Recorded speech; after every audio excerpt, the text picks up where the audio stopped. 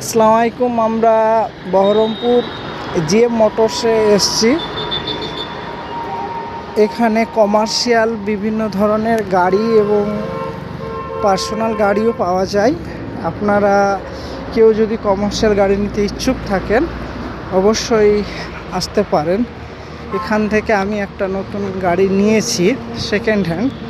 তো জিএম মোটরসের যে কর্ণধার বা মালিক আছেন সেটা খুবই ভদ্র মানুষ এবং কথাবার্তা আপনি বললে বুঝতে পারবেন যে উনি গাড়ি যাই দাম দর হোক মানুষ হিসাবে, তবে দেখলাম যতটুকু যথেষ্ট ভালো।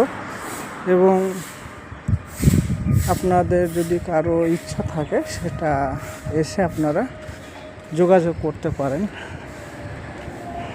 GM motors Baharampur. আপনারা যদি বলরামপুর স্টেশন থেকে আসেন ওই 2-3 মিনিট লাগবে টোটোতে।